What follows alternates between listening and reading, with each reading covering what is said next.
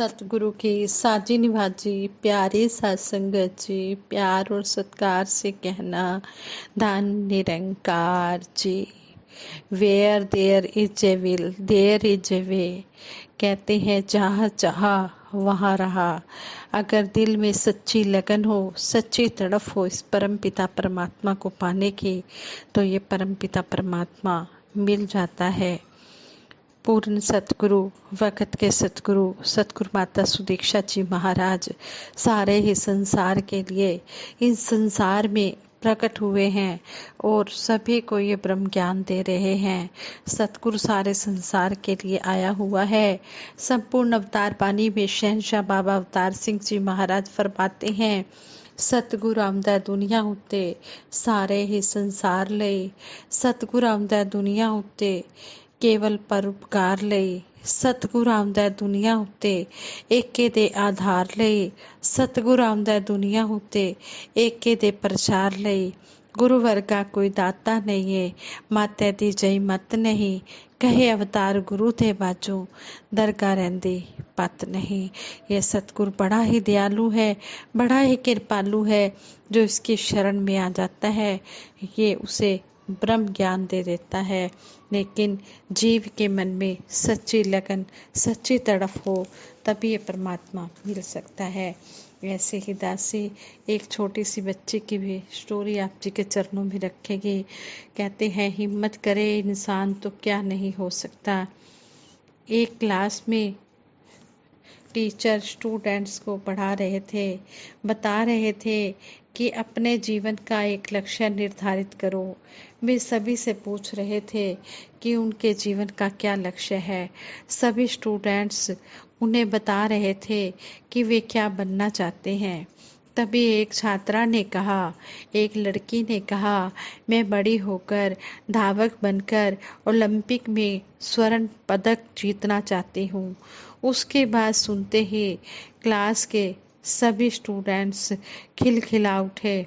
Teacher भी उस लड़की पर मजाक बनाते हुए बोले, पहले अपने पैरों की ओर तो देखो, तुम ठीक से चल भी नहीं सकती हो। वह बच्ची, वह छात्रा, वह लड़की टीचर के सामने कुछ नहीं बोल सकी। नेक्स्ट डे, अगले दिन क्लास में टीचर आए तो दृढ़ संयमित आवाज में उस लड़की ने कहा, ठीक है टीचर, आज मैं अपाहिज हूँ, चल फिर नहीं सकती। लेकिन टीचर सर, याद रखिए कि मन में पक्का इरादा हो तो क्या नहीं हो सकता।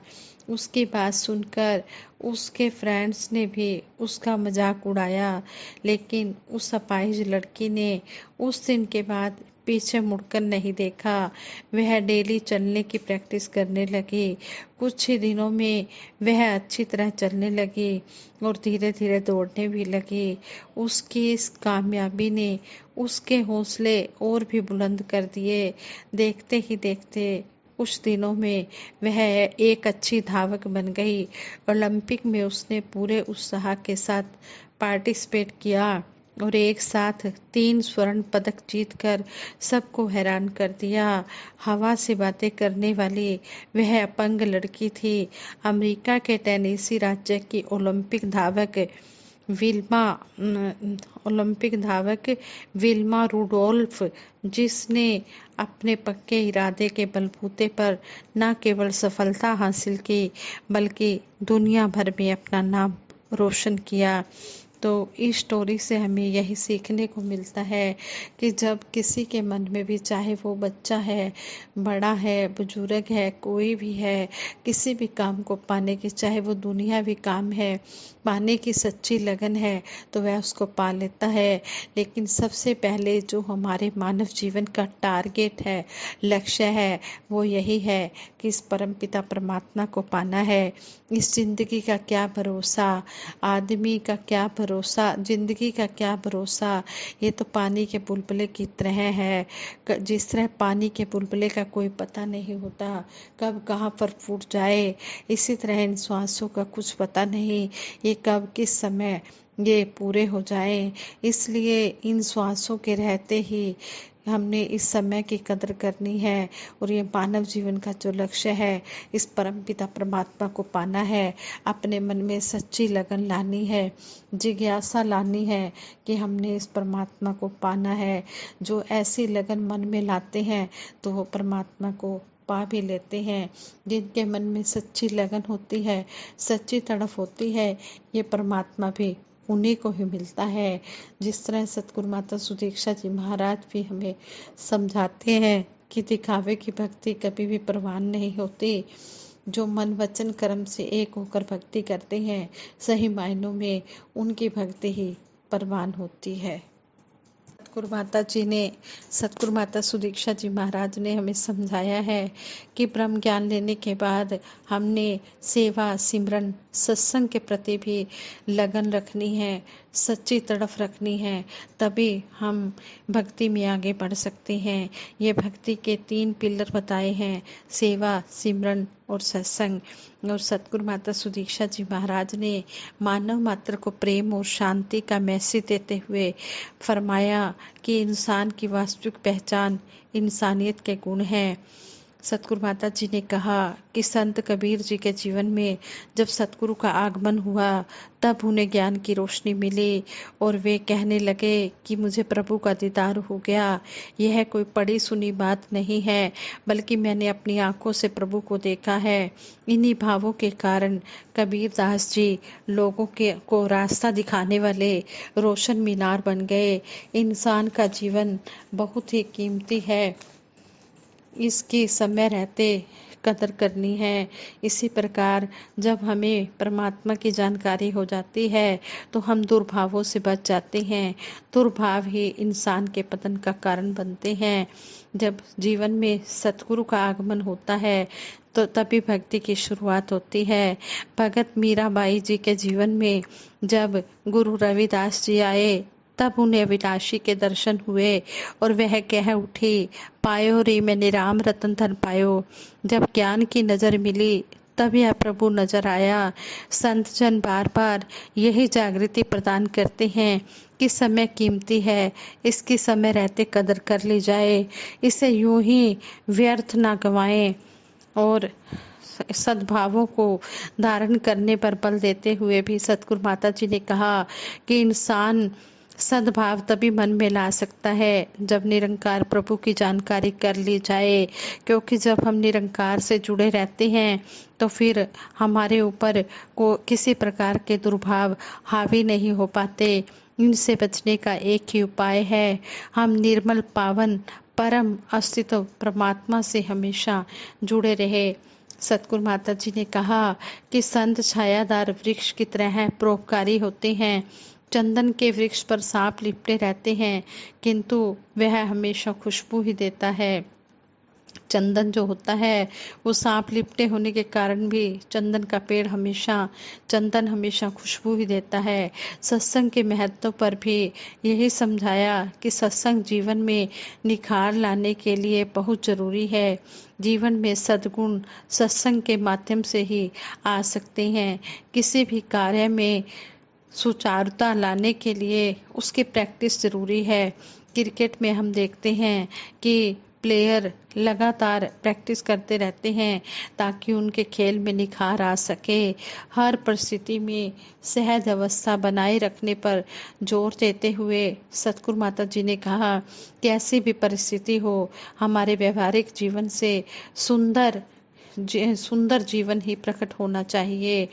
इस तरह हमें समझाया कि बाढ़ की स्थिति के बारे में भी सतगुरु माता जी ने कहा कि गांव वासियों ने बाढ़ जैसी आपदा के समय, मुसीबत के समय, आपत्ति के समय हिम्मत नहीं हारी, बल्कि जीवन की दिनचर्या को सहजता के साथ चलाने के लिए आगे बढ़े। संत जन हमेशा जागरूक होते हैं, जो मानव सेवा के लिए हमेशा तैयार रहते हैं।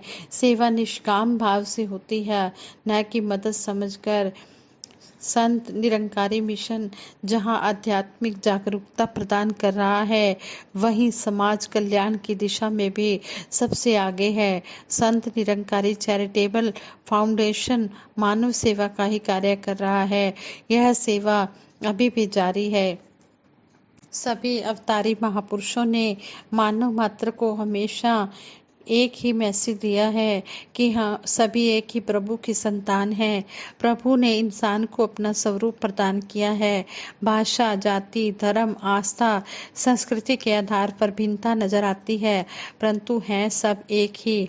शिकवे से शुक्राने तक के प्रसंग में भी, संदर्भ में भी कहा कि हमें अपने अंदर झांक कर देखना होगा कि हम कहाँ खड़े हैं। उच्च अवस्था वाला वही होता है जिसका कर्म और व्यवहार उज्जवल होता है। ब्रह्म ज्ञानी की यही पहचान है कि वह उज्जवल जीवन जी कर दिखाए और समाज को प्रभावित करे। प्रेम, नम्रता, सहनशीलता, विशालता, दया, करुणा जैसे मानवीय मूल्यों को धारण करके व्यवहारिक जीवन द्वारा ही मिशन के प्रचार प्रसार में योगदान दिया जा सकता है। परमात्मा के अनेकों नाम हैं, लेकिन यह एक ही परम अस्तित्व है। यह अविनाशी अंगसंग है जिसे वर्तमान में ही जाना जा सकता है।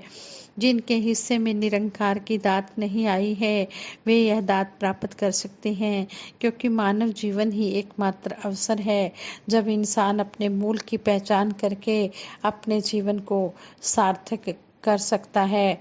सभी अवतारी महापुरुषों ने मानव को हमेशा से प्यार की शिक्षा दी है।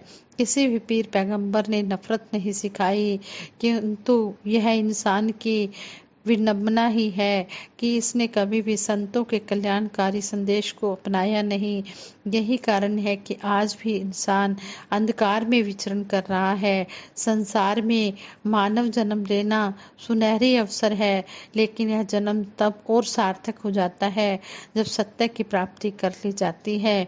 असल में वही जीवन माना जाता है जब निरंकार की जानकारी होती है।